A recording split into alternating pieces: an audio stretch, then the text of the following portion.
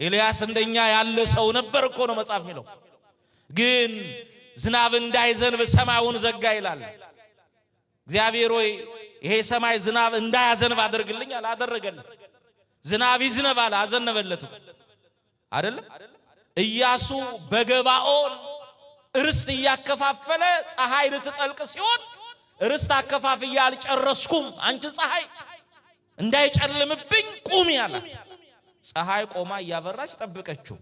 ፀሐይን ብቻ አይደለም በሄኖን ሸለቆ ደግሞ ጨረቃንም እንደዚሁ አዟታል ኢያሱ።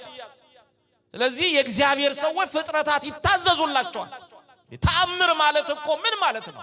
በሰው ሰውኛው ይሆናል ይደረጋል ብለን የማናምነው ነገር ሲደረግ ነው ተአምር የሚባለው። ስለዚህ እግዚአብሔር በቅዱሳን ሕይወት ተአምር ይሰራል። ተአምር እግዚአብሔር በቅዱሳን ሕይወት የሰራውን ተአምር አለማመን ሰሪውን እግዚአብሔርን አለማመን ነው። አያችሁ እዛ ያንበሶቹን አፍ ዘጋ። ዳንኤል ሌሊቱን ሙሉ ከአናብስት ጋር አደረ እየጸለየ እነሱ መካከል ሆኖ አምላኩን እያመሰገነ።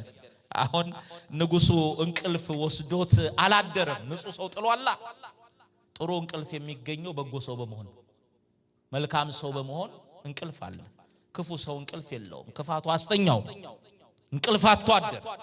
እውነት አሁን በኢትዮጵያውያን ደም እጃቸውን የሚታጠቡ መሪዎች ሴራ እየሰሩ ምድሪቱን አኬልዳማ የደም ምድር ያደረጉ ሰዎች እውነት በልተው ደስተኞች፣ ለብሰው ደስተኞች፣ ተኝተው እንቅልፍ የሚወስዳቸው ይመስላችኋል? ሰላም የላቸውም። ለምን? አጥም ማንም ሳሳድደው ይሸሻል ተብሎ በመጽሐፍ ተጽፏል። እንቅልፍ የላቸውም።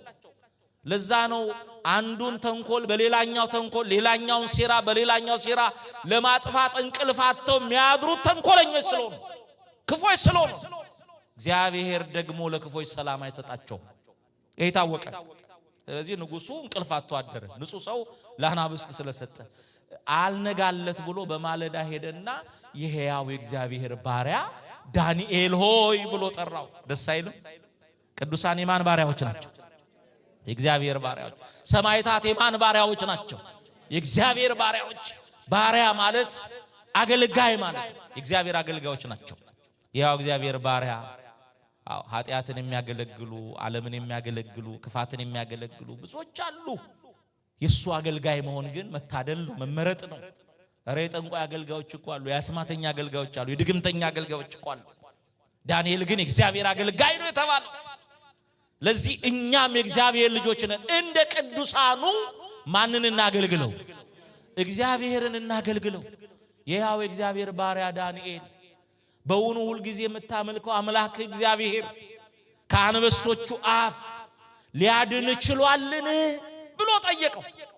እኔ የንጉሱ ጥያቄ አይደለም የሚገርመኝ፣ ጉርጓድ ውስጥ ሆኖ ዳንኤል የመለሰው መልስ ነው የሚገርመኝ። ምን ብሎ መለሰ መሰላችሁ? ንጉስ 1000 ዓመት ንገስ።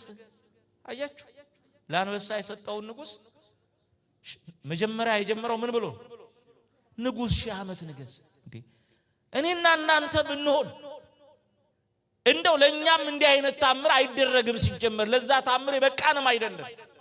ግን ንጉስ ወደ አንበሳ ጉርጓድ ጥሎን እግዚአብሔር አድኖን ንጉሱ ጧት መጥቶ ቢጠይቀን ንጉስ 1000 ዓመት ንገስ እንለዋለን? በማርያም እንለዋለን? አንለውም። ይብላኝ ላንተ እንጂ ነው ምንለው አይደል? ይብላኝ ላንተ እንጂ ይሄው አምላኬ እግዚአብሔር እኔን አድኖኝ የአንበሶቹን አፍ ዘግቶ ይያል ነበር ምን እንመጻደቅ። እሱ ግን ንጉስ 1000 ዓመት ንገስ፣ በእግዚአብሔርም በሰውም ፊት ቅንነት ተገኝቶብኛልና። በጣም ወደው ቃል እስቲ በሰውም በሉ በእግዚአብሔርም ፊት ቅንነት ተገኝቶብኛልና እግዚአብሔር መልአኩን ልኮ የአንበሶቹን አፍ ዘጋልኛል። አሁን ከዚህ የምንማረው አንዳንድ ጊዜ በሰው ፊት ቅኖች መስለን በእግዚአብሔር ፊት ቅንነት የጎደለን ሰዎች አለን። መንፈሳዊነት ደግሞ ተውኔት አይደለም፣ ድራማ አይደለም። አንዳንዴ መንፈሳዊ የምንመስል ግን ያልሆነን ሰዎች አሉ። መንፈሳዊነት በንግግር ብቻ፣ መንፈሳዊነት በስብከት ብቻ፣ መንፈሳዊነት በመዝሙር ብቻ፣ መንፈሳዊነት በነጠላ ብቻ የሚገለጥ አይደለም፣ በህይወትም የሚኖር ነው። አንዳንድ ጊዜ አለባበሳችን፣ ትትናችን፣ አነጋገራችን መንፈሳዊ መስሎ ውስጣችን ግን ከዓለማውያን የከፋን ሰዎች አለን። እግዚአብሔር ይለውጠን። ስለዚህ በሰውም በእግዚአብሔርም ፊት ቅንነት ተገኝቶብኛልና ሁሉ ጊዜ ማመልከው አምላኬ አለ። አያችሁ የዓመት በዓል ቀን ማመልከው አምላኬ አይደለም፣ ሁሉ ጊዜ ማመልከው አምላኬ። መልአኩን ልኮ ያንበሶቹን አፍ ዘጋ። እግዚአብሔር እንዲህ ነው። ከዛ በኋላ ልክ እንደ አናንያ እንደ አዛርያ እንደ ሚሳኤል ዳንኤልም በሕይወተ ሥጋ ኖረ። እንምጣ ወደ ርዕሳችን። ጻድቅ በእምነቱ በሕይወት ይኖራል።